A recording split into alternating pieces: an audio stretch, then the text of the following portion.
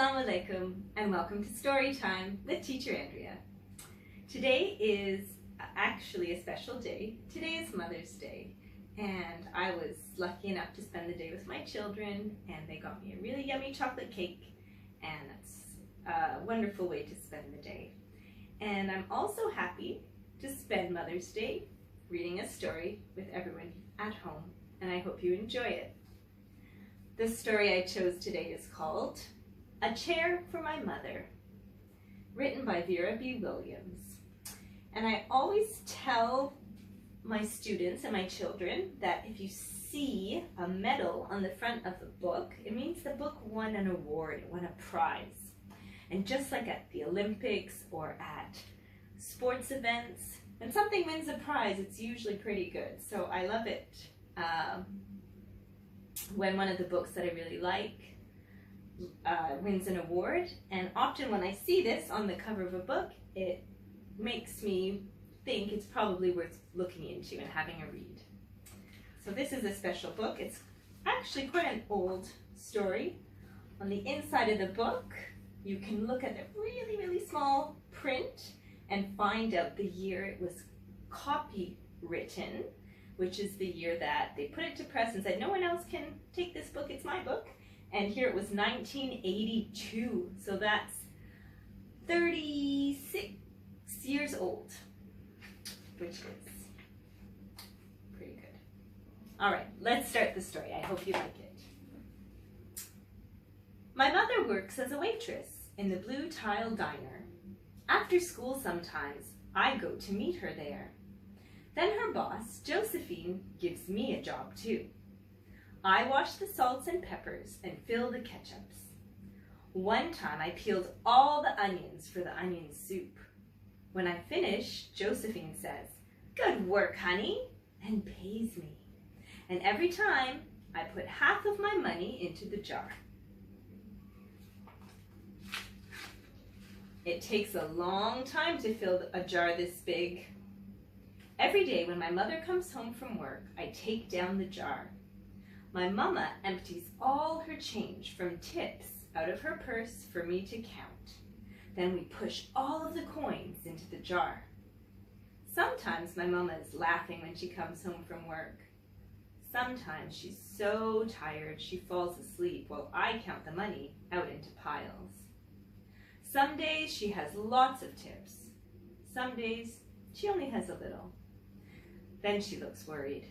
But each evening, every single shiny coin goes into the jar. Do any of you save money at home and keep your coins in a jar? It's a good way to save, and then the money starts to grow and grow and you can buy something special. We sit in the kitchen to count the tips. Usually, Grandma sits with us too.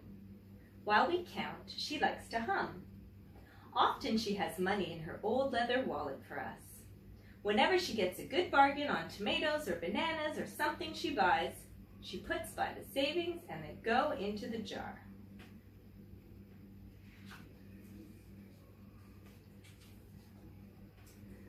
When we can't get a single other coin into the jar, we are going to take out all the money and go and buy a chair. Yes, a chair. A wonderful, beautiful, fat, soft armchair. We will get one covered in velvet with roses all over it. We are going to get the best chair in the whole world. That's because our old chairs burned up. There was a big fire in our other house. All our chairs burned. So did our sofa, and so did everything else. That wasn't such a long time ago. My mother and I were coming home from buying new shoes. I had new sandals. She had new pumps.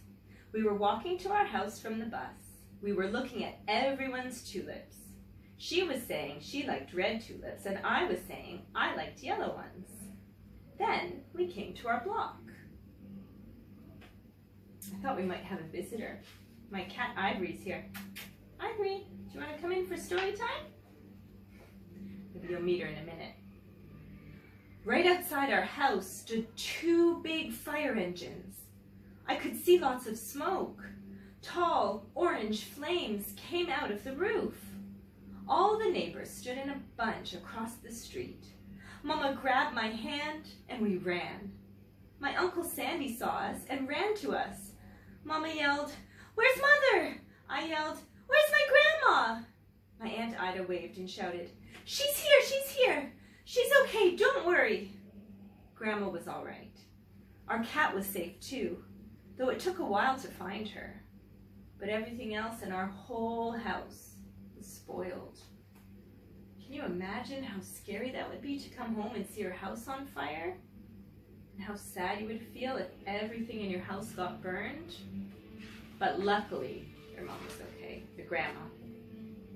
What was left of the house was turned to charcoal and ashes. We went to stay with my mother's sister, Aunt Ida, and Uncle Sandy. Then we were able to move into the apartment downstairs. We painted the walls yellow, the floors were all shiny, but the rooms were very empty. The first day we moved in, the neighbors brought pizza and cake and ice cream. And they brought a lot of other things too. The family across the street brought a table and 3 kitchen chairs. The very old man next door gave us a bed from when his children were little. My other grandpa brought us his beautiful rug. My mother's other sister, Sally, had made us red and white curtains. Mama's boss, Josephine, brought pots and pans, silverware and dishes. My cousin brought me her own stuffed bear. Everyone clapped when my grandma made a speech. "You are all the kindest people," she said, "and we thank you very, very much. It's lucky we're young and can start all over." So that was nice. Even though they lost all their things, a lot of family and friends and neighbors came and helped them to get set up in their new house. Look at the jar. That was last year, but we still have no sofa and no big chairs. When Mama comes home, her feet hurt. "There's no good place for me to take a load off my feet," she says. When Grandma wants to sit back and hum and cut up potatoes, she has to get as comfortable as she can on a hard kitchen chair. So that is how come Mama brought home the biggest jar she could find at the diner, and all the coins started to go into the jar. Now the jar is too heavy for me to lift down. Uncle Sandy gave me a quarter. He had to boost me up so I could put it in. It's nice and full now. I wonder what they're gonna get. After supper, Mama and Grandma and I stood in front of the jar. "Well, I never would have believed it, but I guess it's full," Mama said. My mother brought home little paper wrappers for the nickels and the dimes and the quarters. I counted them all out and wrapped them all up.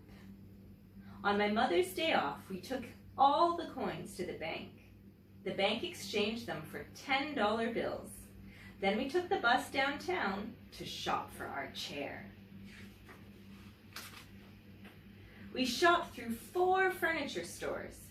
We tried out big chairs and smaller ones, high chairs and low chairs, soft chairs and harder ones.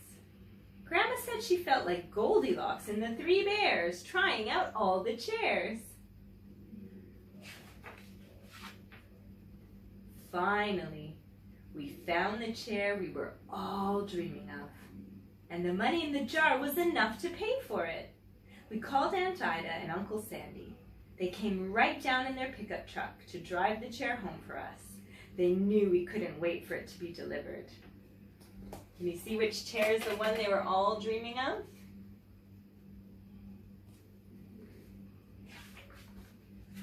That's right. Oh, she even sat in it in the back of the truck. I tried out our chair in the back of the truck. Mama wouldn't let me sit there while we drove, but they let me sit in it while they carried it up to the door. We set the chair right beside the window with the red and white curtains. Grandma and Mama and I all sat in it while Aunt Ida took our picture. Now Grandma sits in it and talks with people going by in the daytime.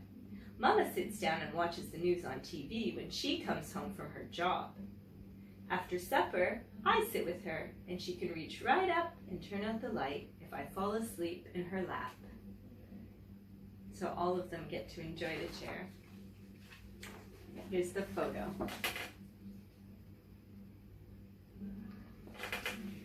That's a really sweet story about a family that works really hard to save, and it also talks about how when something bad happens, it's really nice for the community to come together and help out. Well, I hope you enjoyed this story, and I hope you've been having a wonderful week and reading a lot, especially now that we're in Ramadan and we're supposed to be reading a lot more, and spending time with family as well. And I look forward to seeing you again here soon on Storytime with Teacher Andrea. Until then, Assalamu alaikum. Goodbye.